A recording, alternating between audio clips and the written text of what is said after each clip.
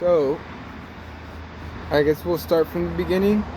If you can just tell me a little about yourself, your just your life path, your education, where you came from to get you to the position that you're at right now. Oh, okay. So that's kind of like a resume. Right, so let me bring my resume up. What, like where from, like high school onwards? Yeah, that'd be great. Okay. Well, let's see. I started off at UC Berkeley as in general. I was undeclared, and I was also pre-med. I took a lot of the engineering classes there. I took year of chemistry, year of bio, year of physics, actually a year and a half of physics. I taught at Lawrence Hall of Science to all age groups, and was also in charge of the planetarium shows over there too. They had planetarium workshops and after school workshops. Where was this at? This was at UC Berkeley. UC Berkeley. Okay. Yeah. And then I decided to leave Berkeley. I went to Cal State Hayward instead because it was more flexible because I had to work and they had a lot of evening classes there. Okay. And so and I switched gears. I went to a little bit more technical. I went into computer science. I declared my major in computer science. And but I still continued with life sciences. So I got my bachelor's degree from CSU Hayward, and I took 16 units of bio and life sciences. I've taken the MCAT. I have research lab work experience there. I did some research experience at CSU Hayward under a few professors. And afterwards, I took some time off. And let's see, I took a couple of years off. And then I worked for 4 years in IT, project management. And that was for about 4 years. And then after that, for 1 year, this was kind of the turning point. A friend of mine recommended a program called Leadership Center Mon Valley. And in that program, we learned about foundations of leadership. We did an overview of local government and other governmental bodies. We attended city council meetings, and we learned about the methods of effecting change through the government process.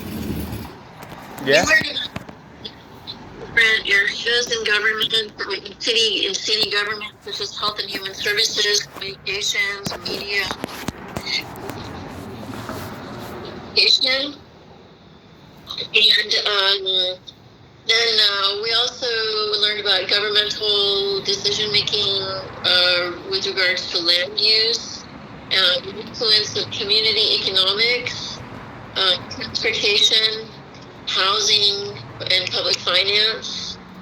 One of the projects that we worked on was we had to break up into teams. And we had to create, it was a project, we had to create the perfect city to alleviate traffic and congestion. Okay. And so this was absolutely really fascinating, and that really, caught my interest. And soon after that, I started applying. I still was working for government. I worked for Works Manager at East Bay Works for about a year and a half. Project management? Works Manager. Oh, okay, moved over to manager. Cal works. Okay, that cow works. Yeah, there what we did is we had program participants, basically people looking for jobs, and it was like a job placement and ran educational workshops. Let's see, and we coordinated with resource agencies, to help, people get jobs. I mean, that's what East Bay Works does. And after a year and a half of working there, there were some job openings at Caltrans, and I started off at the very bottom, and this is in 2006. This was at the very very bottom of, like, I think it's like, just get your foot in the door. Okay. I took a job as an office technician. And I worked in the California Department of Transportation, and I worked under the Deputy District Director for Environmental Planning and Engineering. Okay. And so I was doing, so I would upload information in their databases, and I'd plan and coordinate meetings, and basically, it's secretarial work. And I prepared reports for the deputy directors, and they created PowerPoint presentations. And so, it was kind of administrative mostly. And then one day, the director asked me what my education was. And I told, because I had a secretarial job, right?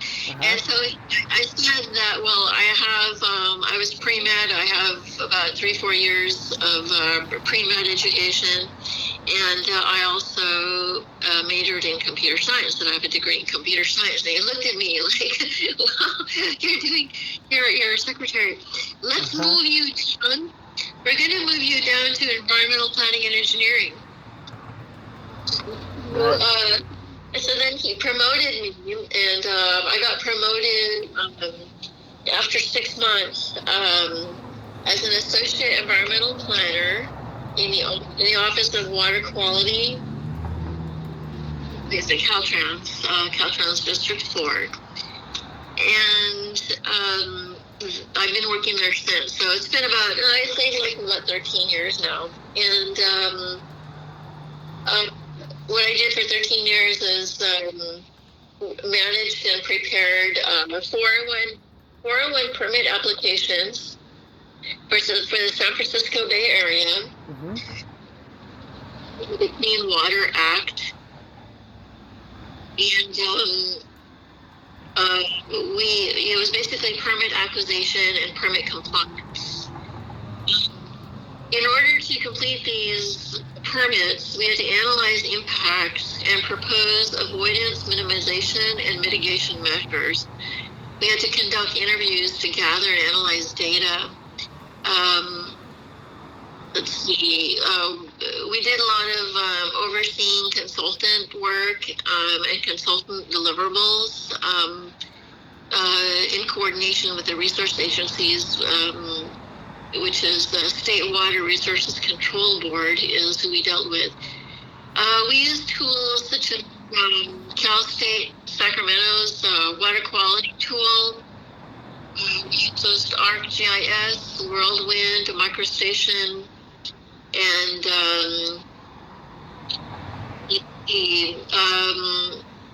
a lot of project management is what this was, and environmental studies, and keeping up to date and keeping track of, there's a lot of changes that happen in projects, and so you have to keep updating the 401 permit application. And then it's the entire permitting process. Once we get the permit, then the permit comes back with conditions, and there's a database that we use in which we track all the permit conditions, and all those conditions have to be met. And there are conditions that we have to meet during construction and also post-construction. It can last anywhere between a couple of months to a couple of years. And once construction is completed, if mitigation is required, We have to monitor. We have to do monitoring of any environmental impacts, and the monitoring could last up to maybe possibly 5 years, or usually up to 10 years of monitoring. So every year, a monitoring report has to be prepared and sent to the water. So the life cycle of the project can last well over 10 years. So we're talking about 10 to 20-year long projects. I mean, you can be working on one project. I mean, for example, I worked on a project called Doyle Drive, which is the approach to the Golden Gate Bridge. I started that project in 2007, and it's still going on. They completed it, and they're still trying to complete the monitoring reports, but they're almost done. Wow. They're about to complete the last set of monitoring reports. And so is this to monitor the Golden Gate Bridge, the from Lombard Street? Lombard. The approach. The approach to the to the bridge. Oh, okay, wow. Wow, that's amazing. I can't believe you've I mean from computer engineering to what you're doing. It's truly amazing, and the fact that you're working with San Francisco, one of the most famous cities in the world, that's an honor to me. For me to have this interview, it's an honor. Well, that's a lot. Congratulations, Jayshree. I do have to say that, I mean, they have the most interesting minds from, like, anywhere. There's so many people who have PhDs over there. The masters is like everybody's got a master's. Mostly everybody's got a PhD. And, I mean, they have to come up with some really creative problem solving. Like, for example, when the Bay Bridge, you have to replace that entire Bay Bridge, right? Uh-huh. And so then, after replacing it, they have to demolish the old one. And, we have all these fish and species of plants and animals in the SF Bay. And you have to make sure that, and when you're doing all this work in the water, it's not just the water. I mean, it's the fish. And it's the harm is the sound waves. Okay. And so they came up with a very interesting technique called bubble curtain around the entire work site. And so they basically isolated the area so they could do their work, and they attenuated the sound effects so that the species in the area are not affected. So, I mean, it's just so many different levels of coordination. And there's so many laws, so many environmental laws. There's so many species. I mean, I work only in water quality, but you have bio, and they deal with like U.S. Fish and Wildlife, National Oceanic Service. And there's about 6 or 7, actually probably around 10 or so, 8 to 10 different resource agencies for all the different species. So it's really complicated. Wow. Yeah. There's a lot of coordination. And you say you work mostly with water? I'm in water quality. Water quality? Yeah. Okay. So I'll move on to the next questions because I mean you've answered a lot of them already. But, okay. But I'll move on just because there's some questions that come up about that. Sure. Okay, so the second question is, what has been your career path that led you into civil engineering? But I kind of answered that one, right? Yeah, you already got that one. But let me just go over it. So, started at Berkeley. Yeah. And then pre-med, Cal State Hayward, computer engineering. Then from there, at Berkeley, let me get this right, that you were in charge of the observatory or the planetarium? I had a student job at Lawrence Hall of Science. Lawrence Hall of Science. Lawrence Hall of Science, and I we taught various classes there, physics classes, bio classes, to elementary school age children, and then I also ran the planetarium shows, and that was to the general public. Okay, for all ages. And then from there, graduated from Hayward, and then you went 4 years into IT management, correct? Right, and I worked in IT, and the hours were really, really long, and the jobs were down in Silicon Valley. I live in Danville, Yeah. and yeah, the commute was at least 3 hours a day, Oh my God. if not more. Wow. That's And amazing. That's a lot. yeah, then you're working 10 hours a day, so it's like, oh my God, how much can you do? And then you went into the leadership program? Fairmont Valley Leadership. Fairmont Valley Leadership. Right. And so that helped you with your leadership skills? It was educational. It was an educational program that kind of gave you exposure to how local government works. Okay. And that's when Cal Works opened up? Yes. You got your foot in the door through a technician? It's just a friend of mine, and worked there for about a year and a half, and that's when I made the leap into. Then some job openings opened up, and so I made the leap to Caltrans. And it's been history since then, since 2006. As an office technician, yeah. As an office technician, okay, I got that. Which is like a secretary.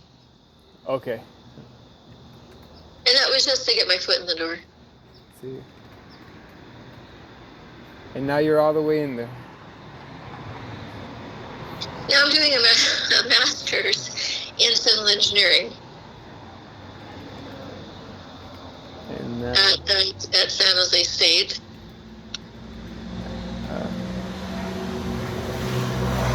And you also have your FE. Yes. Hold on. That is down at the bottom here.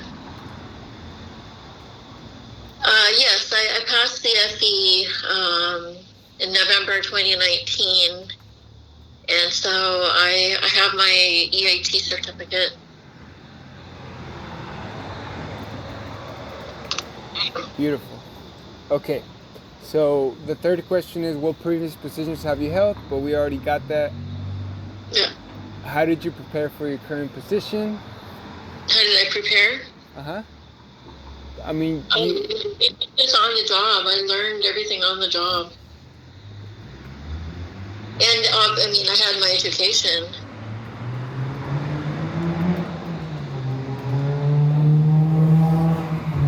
Okay. So, let me ask you, what's a typical day for you, your duties, responsibilities, etc.?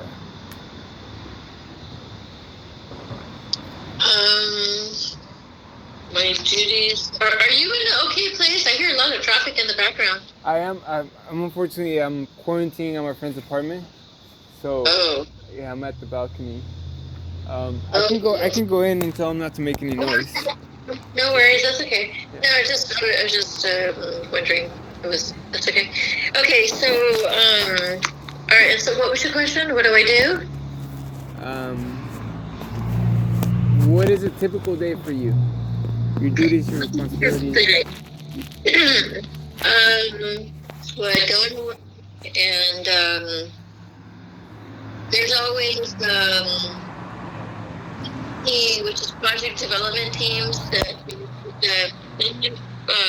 weekly or monthly meetings for each of the projects, and so basically it's just all follow up, to find out, well, what's new with this project? Are they changing? They're always changing something, and you're getting a permit. You're either getting a permit for your permit application, or you've gotten a permit and there's changes, and so you're amending the permit. Okay. For the changes, and then let's see what else. And then so that would involve, communicating with the other team, and then relaying the information to the water board, and then the water board would get back to you and then tell you that, okay, well, this is additional impact and you need to mitigate, or you need to provide a mitigation plan for that. And so there's ongoing coordination. Okay. And so, just half the job is communication and interaction with other people, and providing excellent customer service. That would be half the job. Oh. Engineering is like, you do the engineering, but what's really crucial is communication and interfacing with people. That's funny that you mentioned that, because that's the next question, which is, what's the impact of oral and written communication on your work and in your profession? So, like, I'm sorry, say that again. The next question is, what is the impact of oral and written communication on your work and in your profession? What's the impact of oral and written communication? Okay, oral. What's the impact of oral and written communication? Uh-huh. It's huge. It is critical. How you say things. How you phrase things. What you say. It has to be, even in an email, it has to be professional and very careful about what you say and how you say it. And content-wise also, it's like, even before I send an email, I create a draft, and I look at it and I think about it, and then I talk to my manager about, what do you think about this email, and we discuss it before that email goes out. Wow. Yeah, it's see what they think, see how, like, if you're saying anything out of proportion, or if it sounds too a certain way. Right. Yeah, and you have to be very, very careful what you say and how much you say. The less you say, the better. Why is that? I'm curious to know. The less you say, the better. Because you're going to be pinned for something. You wanna cover yourself. Okay. You want to protect yourself, and so if you say something, then someone's going to hold you accountable for that. And also, you're protecting yourself through written communication, because let's say you have a project and you follow up in writing, and then somehow something goes wrong with the project, and they're like, oh, why didn't you follow up, or why didn't you do this? And then you're like, oh, I did. Here's the email. Okay. And here's the response I got. I did follow up on this, but biology didn't have their information. So you're basically showing that you've done your part. Okay, perfect. I think that's great. On oral and written, and I'll come back to that for myself. But so next one is, we got the communication skills, which I think are very important, and I do focus on that a lot. But how important are computer skills? Computer skills are crucial. There's so many programs out there to learn.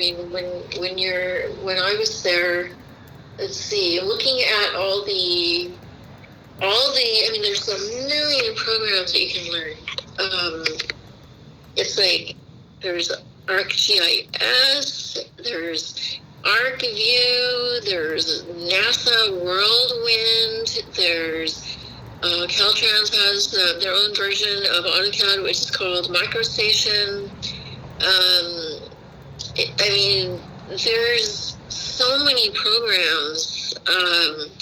There's a stormwater drainage inventory system program. These are like, a lot of these programs are used by, some Army Corps of Engineers and other federal agencies.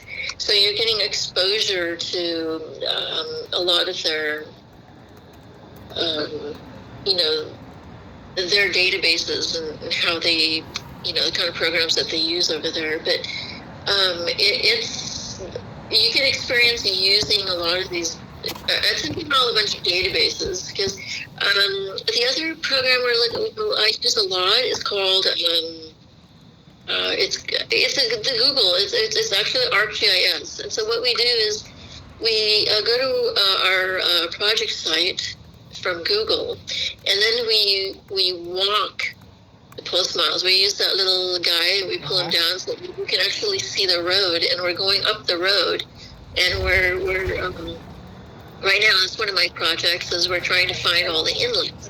This is a long stretch of highway up in Napa, and it's so far north, and, there's no way you can go up there and look over the side of the road and count how many inlets there are.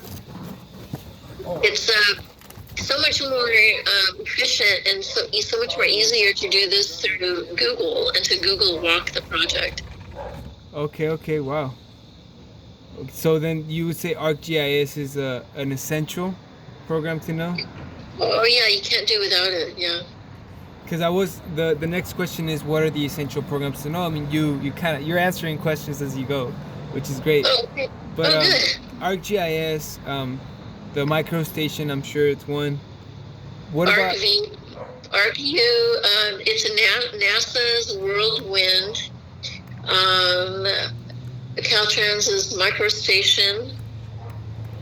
And then, I'm probably missing a lot here because there's so many that I'm at home right now, but I have my entire screen is filled with icons. Wow. That's about how many programs we use. Let's see, we also have, let's see, what's it called? Civil 3D is another design. Yeah, we use Civil 3D. And then, there's another one called DHIP.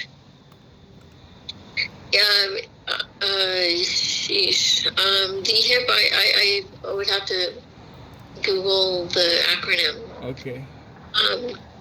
Do you need the acronym? It's just called DHIP, and so basically what it is... DHIP?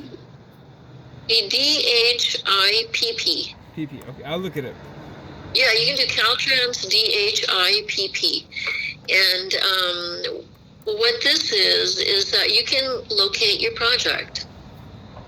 How are you going to find your project? You're going to go to Google Earth, and it's like, how do you know where it begins and where it ends? Okay, you don't know. And so what you do is you go to DHIP, and you enter the post miles of the project, and it'll put little dots up along the line of, let's say Highway 29 up in Napa. And so, okay, there's my project. And then so you see the roadway there, and then you can go back to your program and find where your project is. And then they also have KMZ files. And this is something that the design engineer creates. And in the KMZ file, he loads up the post miles, every half a mile of dots of the beginning and end of your project location.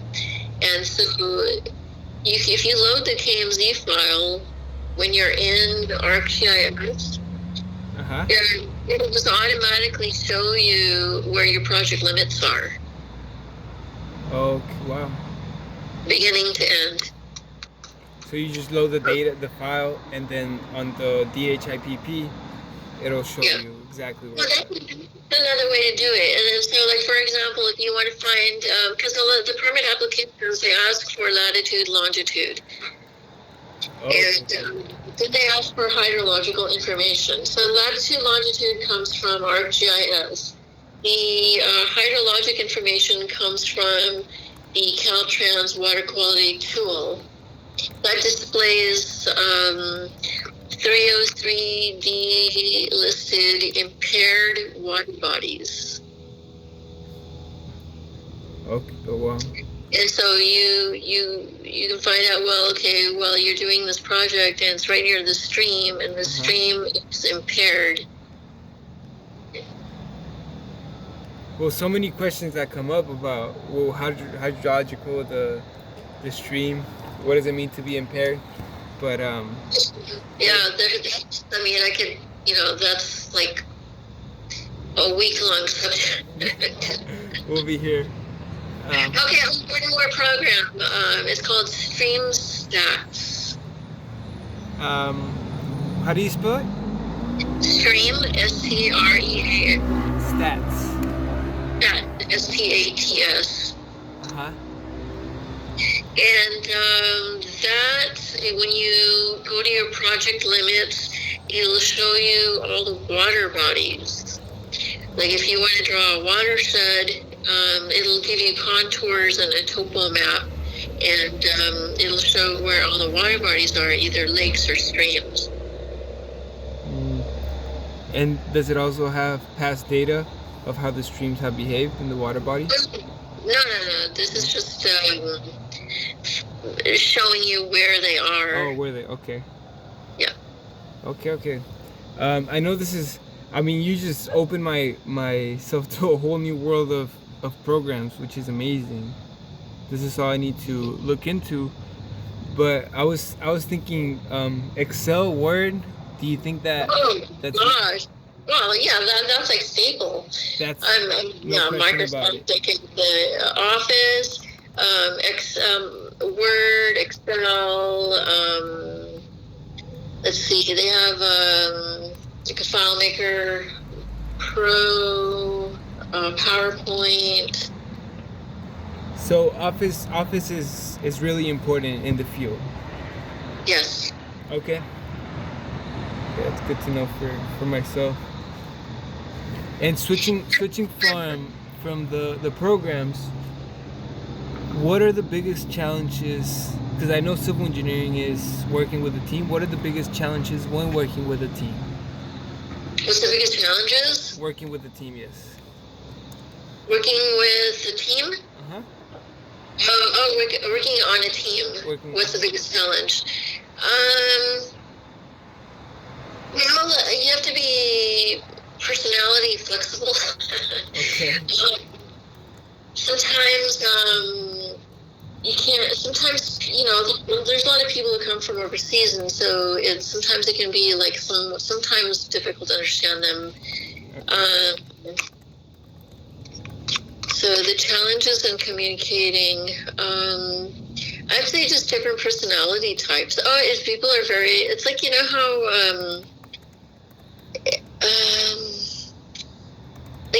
it's extremely sensitive. It's like you have to basically treat people like with kid gloves, and you have to be just so careful. On how you say things, how you present something. Yeah, and it's not just like so the other part is it's not just to cover yourself, but it's like customer service related. You want to build relationships, and so it's really, you don't want to piss anybody off. Okay, we see. That's the only way I can think of saying it. I'll write it in a technical manner. Yeah, you can write it in your technical way. But so you have to be just very careful with people, not to upset people, or just be extremely careful. Okay. I think that goes into question 15. When delegating work to other people, what is the most effective way that has worked for you? Because I know when you tell someone what to do, if you say it in a certain tone, they can take it the wrong way. So what has worked for you when you delegate work, when you tell someone that they have to do something? Well, actually, a good example of that is what my boss does. He does it really well. When he wants you to do something, he'll say, "Let's do it together." Okay. Or he'll say, another way to do it is he'll make you. He's really good at making you jump. So he'll say, I need this by tomorrow morning. I need what? I need this. It's really important. I need this by tomorrow morning for a meeting. Okay. So it leaves you no choice. So yeah, so you're basically just jumping because he needs it like right away. Okay. And usually that's the case. Usually it's like all of us just like you're just doing something and it's nice and calm, and suddenly it's like out of nowhere you'll get this. Did this by like in a couple of hours. Okay. But he delegates it that way, so. That's how. Well, I mean, I guess it's a suspicion. I mean, you get it done really fast. Okay. Speaking of your boss, have you ever faced any bureaucracy when working for the public sector? Because I know there's something that should be done, but that can't be done because someone's telling you not to. Have you ever faced that? I wouldn't say bureaucracy. I'd say more like security. We had an issue where there's some new hire that came in, and like right now, because everything is down, and we're kind of working in quarantine right now, and we don't have access to our files. And so the new employee said, oh, you know what, in my last job, we used this program called Slack. And so he without asking anybody, he went and he created accounts for everybody on the team. And all of a sudden, before I knew it, I had this email sitting in my email account saying, oh, please join this. And I'm going, what is this? This is some outside app, and I don't know what this is. And I just did a quick Google, and it was a program called Slack.com. Mm-hmm. And the first, and I said reviews, and the first things that came up is massive security breach. Oh, Lord. And so I looked at that and I go, whoa. I told my boss and I said, hey, I just got this invite from this employee, this new guy, and he's saying to sign up for this. What do you do? And then that's what I did in my own research, and I said, hey, you know what? I told everybody that this program's got. I mean, there's channels that you have to go through. Mm-hmm. You can't just pop in, especially if you're government. You can't pop in with new technology. You have to go through Caltrans IT. You have to go through your boss, and they have to go through a vetting period, and they have to discuss. They have to talk about it, and they have to get everybody's input and buy-in. You can't just jump and go do something. So that's not. I mean, it's not bureaucracy per se, but it's just security. It's safety and security. Okay. To prevent, any kind of attack. I mean, these are highly sensitive. Confidential documents, and it would be a disaster if there was any kind of security breach. Okay, got that. What are the types of meetings that you face with the most, and what are they like? The meetings? Yes, the meetings that you're in. Oh, it's just project follow-up. The one that Yeah, just discussing changes to project. That's basically what it is. They just talk about, well, okay, the project description has changed, or their scope has changed. Either they're doing more or they're doing less, or talking about some other resource agency where there's some type of a delay. So it's basically anything that could potentially alter the delivery schedule. Okay, got that. Alter the delivery schedule. And when you start a project, what are you mainly looking to solve? I mean, I know there's so many projects, there's so many factors. But what am I looking to solve? Yeah, what do you look for when you start on a project? Like, you go for first, past studies? I'm in permits, and so I have to just get the permit. And, filling out the permit application is an intensive process that requires a lot of coordination. and it can take anywhere from 6 months to a year, depending on, and it changes to a project. And so if you don't get your permit, you can't do the work. I mean, without a permit, Caltrans cannot construct. They cannot do any work. Period. I mean, you need a permit to do work. I mean, like if you're gonna, build a road or replace a bridge, you cannot do it without a permit. And so that's what you mainly focus on, getting the permits approved. Right. Well, that runs into my next question. I'm telling you, you're knocking these out by two. What part do you play in the developing and executing of a project? So, like you said, permits, right? Yes, I obtained permits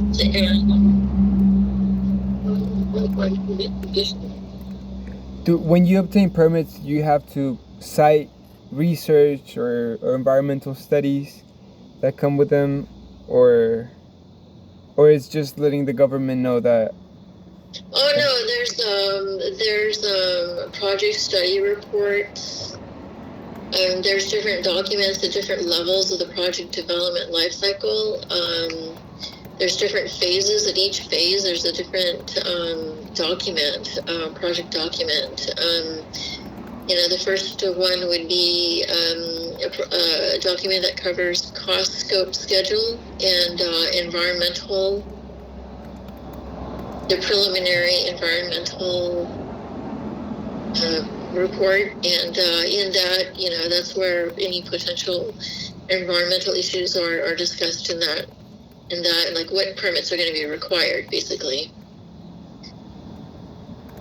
and the cost. Okay. Each of the permits. Perfect. Okay, so now moving on. We're almost done, by the way. Thank you so much. I really appreciate it, and not just for my project. You're opening my eyes to what it is to build a project and all the programs. But okay, so what are the engineering principles you work most closely to? Engineering principles? Yeah, by that I mean like surveying or the water treatment or. Let's see. Water quality is where I am. So, okay, say that again. If you have an example again. Or maybe these two might combine. How important is it to know engineering concepts and practices in the job I do? In your job, in your life. Well, first of all, it's a requirement. In order to get a job, as an engineer, the minimum qualifications are a degree in civil engineering or 3 years of coursework, and you pass the EIT exam. So it's, you do have to know engineering.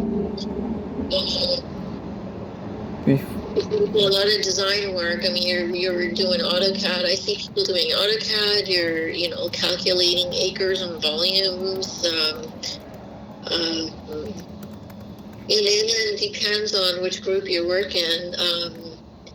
Other groups are in design. Other groups are in like structures, and so you're doing more structural work there. Okay. So it just depends on the group that you're in. What kind of engineering that you're going to be doing. Yeah.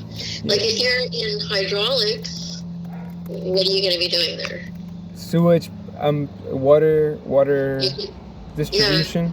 Yeah. Hydrology and hydraulics. Okay, so that's okay. What is one of the biggest challenges you have faced on a project, and if there were some mistakes or errors, how did your team handle that? One of the biggest challenges.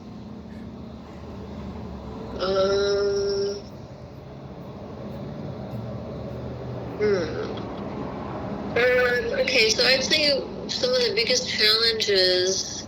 I mean, and it takes like a team to work on this. I mean, you're never really working alone, because if you work alone, then if something goes wrong, then everything falls in your lap. Like, you get blamed for it.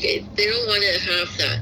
That's why they work in teams, so that everybody plays the part. Everybody has a responsibility for it. Not one person doesn't get pinned. Okay. For the problem. The biggest problem in my group is the law. One thing that explained to me is, like, why are we doing what we're doing? Well, there's a law that says that we have to do it. The law is called the Clean Water Act. Okay. And so everything we do is because of the Clean Water Act. And the Clean Water Act is cryptic, and it has a lot of legal terminology, and you have to really do a lot of research and figure out the meaning of this law and how to apply it while you're doing your permit. Like, for example, it's like you're doing a job, and let's say you have a dredge and fill table for the 4R1 permit, and you're in the table it says, okay, how much are you dredging and how much are you filling? So then you have to look at, well, what's that? Well, what's the definition? What's the definition of it? So you go back to the Clean Water Act and go, what is the definition? If you're in a creek, and let's say you're just removing dirt, that's dredging. So is that an impact? And then if you read it more closely, if you really delve into the law, actually just removing dirt from a creek is not an impact. If you look, it requires so much research to figure out that the impact is when you remove dirt and then you place it back in a different place in the creek. Okay. And then so that research has to take place, and it's otherwise it's what happens is, we want to try to minimize how much we're going to pay to the water board. I mean, if we abide by everything in the law, then everything is an impact, and the impact could be $3,000, $4,000, $5,000, $100,000 worth, depending on the project. But if you want to try to minimize the impact, you're trying to really understand what the law means, what the Clean Water Act means, so you can minimize the the impact numbers.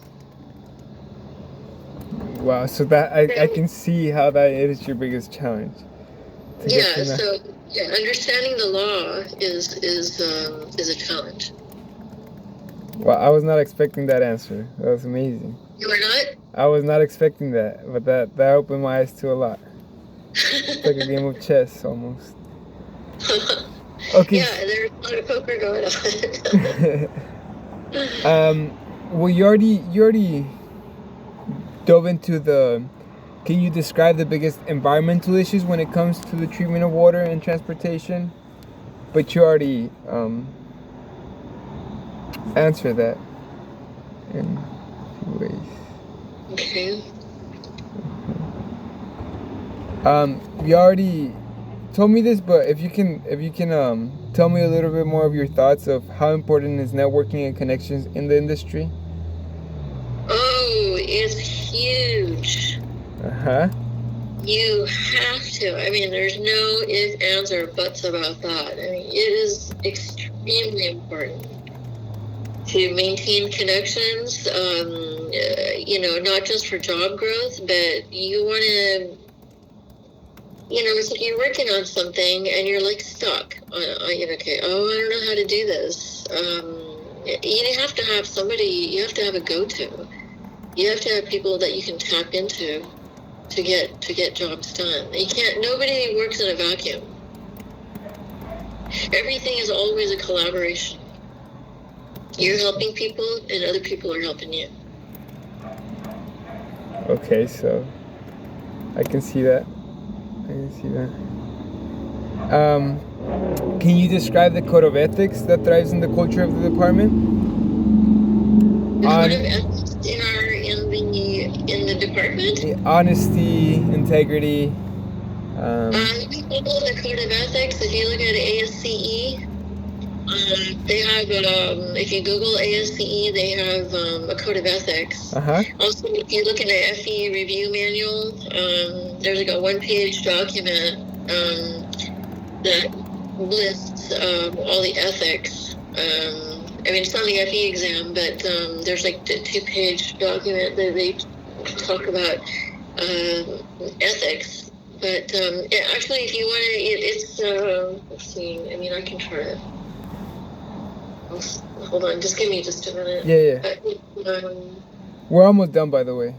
Isn't something that, I could list off verbally, but it's a lot. It's like about a page and a half of our document. Hold on, ASCE.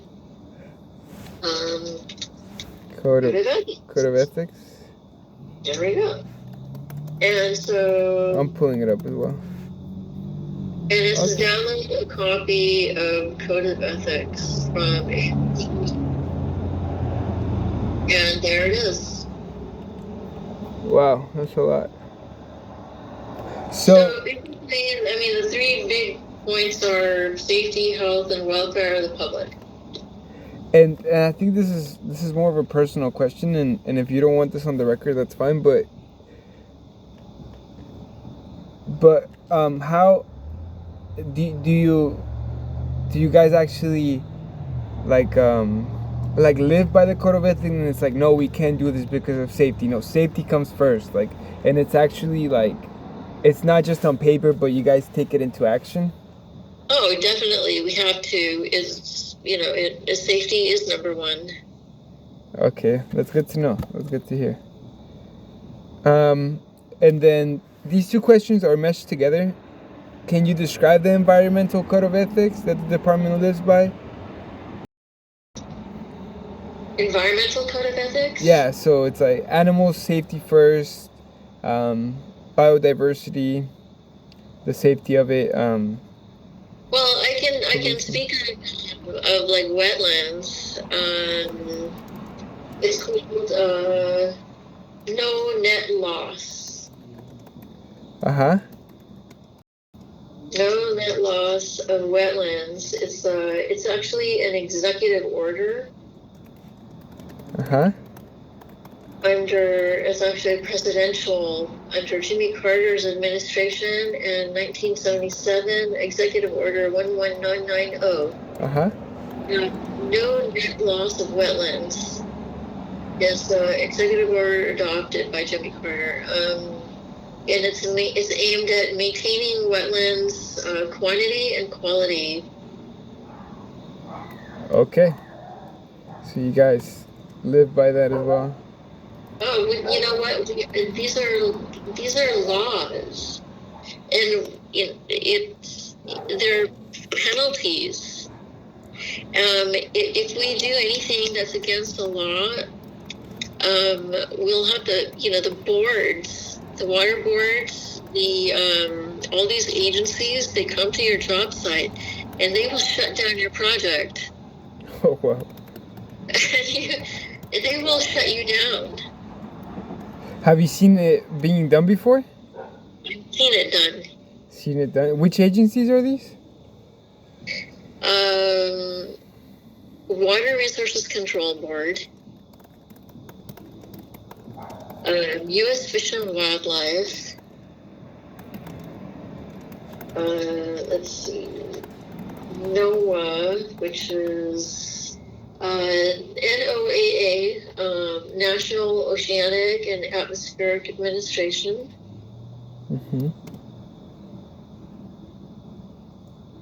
So, and you've seen it done before, because the next question was, have you ever faced an environmental ethical dilemma when working on a project?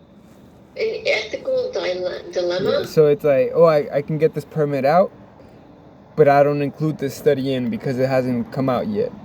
So. Oh no, we can't do that. I mean, that definitely has to happen. But as far as like some projects like wetlands, like for example, we do have to fill some wetlands. Okay. So we do have to impact certain species and certain water bodies, and so it's called take. You're taking part of the environment. And so we either avoid, the three key pieces is avoid, minimize, and mitigate. Okay. And we have to do this by law. We have to try to avoid it. We look at different alternatives to try to avoid it. And if we can't avoid it, can we minimize it? And if you can't minimize it, then you have to, cause damage to, or if you have to fill in the entire wetland because of the project, then you have to provide mitigation. And that would mean that you're going to create a wetland somewhere else, or you're going to purchase credits at a mitigation bank. Oh, wow. But so all this goes through a board of a committee that approves this. A board for each environmental resource. Wow, that's amazing. There's water, and there's like so many different kinds of plants and plant species. There's animal species. There's butterflies. There's red-legged frog. Then there's let's see what other agencies are there. Those are the three main ones that kind of pop up. All these are agencies? No, these are environmental resources. Oh, okay, got you. So the red-legged frog, wetlands, butterfly, fairy shrimp. Oh. All these can potentially occur in your job location at the job site. Okay, and so, wow, that's amazing. Like I said, so many technical questions. But we'll move on because I don't want to take more time from you. Where do you see the future of environmental care in the water treatment industry? Because me myself, I want to go back to Mexico, and I want to do what you're doing out there. So I'm going to say that again. Where do I see the future of what? Of the environmental care in the water treatment industry. Well, it kind of depends on the president because, as you know, the current president is trying to eliminate the EPA. Oh, yes. And so the president that we had before, all the presidents that we had before, we had all these laws in place, and the current president just, is trying to eliminate everything. So there's a lot of lawsuits happening right now, but the trend is nothing's going to happen to the laws. The laws will stay in place. If anything, they may get stricter, meaning that the work that we do is we have to be even more careful.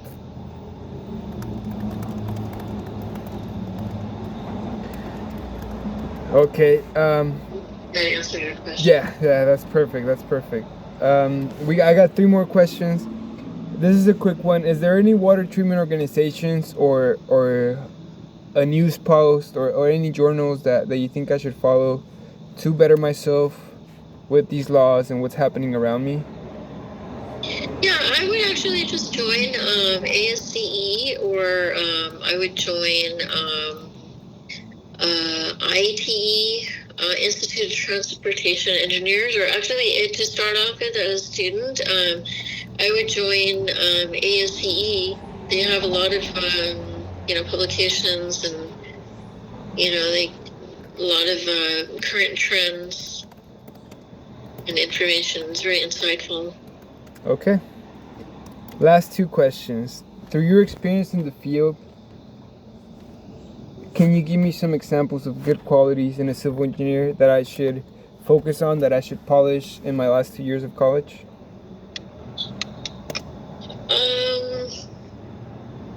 I would say that you want to be competitive, in the sense that you want to try to learn as many different programs that you possibly can learn, to do your job. Like, for example, all the little programs that I mentioned, they're just different ways of locating water bodies. That's kind of what I do. But there's all types of different applications out there. I would just try to learn continuously, just be learning as much as I can. Different types of tools. And there's free tools. There's tools that were developed by, like, Sac State, like the water quality tool. And so a lot of engineers have, like, developed these tools. Refine and learn where they are and get your job done. So start getting familiar with all these tools that you mentioned and everything that's out there. Right. And in the way of presentation, how I carry myself, communication, what do you think it's best for me to thrive in the industry? What is best to thrive in the industry? Yeah, so in the way I present myself, carry myself, what do you think makes a person stand out rather than just be part of the bunch? What I do is look at Anderson Cooper. Look at yourself in the mirror. Look at yourself while you're talking. Clothing is really important, how you present yourself. Look at the way their facial expressions. Look in the mirror. Try to emulate it. How they talk, hand gestures, your clothing, everything it's the whole package. I would join Toastmasters. Toastmasters? Yeah. Toastmasters is excellent. Okay, I'll look into it. And see yourself as a professional. You look in the mirror and look at yourself as if you're an engineer already. You're an engineer. And, any action that you take, just ask yourself, is this something that an engineer would do? Because, what I see sometimes is like, these people party and stuff, and they go out and they do all this stuff, and I've seen, like, people in clubs and frats and God knows what, but, it's like, yourself, and, like, for example, if somebody is a doctor, and the person is making, $300,000 a year, and they have, like, a lot of status, and they have a big career, they would have self-confidence, right? Yes. And they wouldn't do something that would jeopardize their career, right? Yes. What I think is, like, the biggest thing is to look at yourself as if you're already an engineer, you're already there, and carry yourself as if you're already an engineer. And it's sort of like, respecting, making people respect you, and the clothes that you wear, the way you talk, it's like people will just look at you differently. People will just, if you respect yourself, other people will respect you. And the way you respect yourself is by behaving and acting and looking like you're top notch. Wow. Thank you so much, Jayshree. That was the best clothing you could have given me. I appreciate that. Okay. And I apologize for all the noise. I hope you can understand. The quarantine is crazy. Don't worry. I'm just going to answer your question. I don't know what exactly you were looking for, but I don't think that's the first thing that just came to mind. No, that was exactly what I was looking for. Okay. Okay. All right. Well, I will not take any more time for you.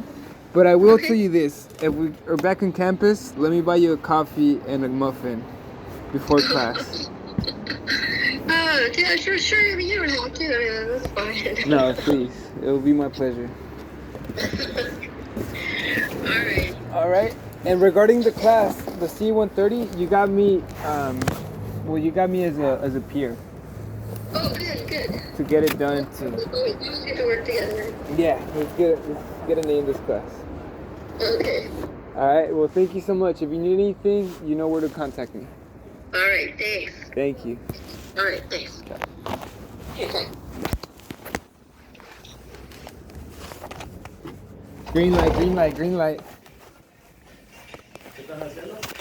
I was doing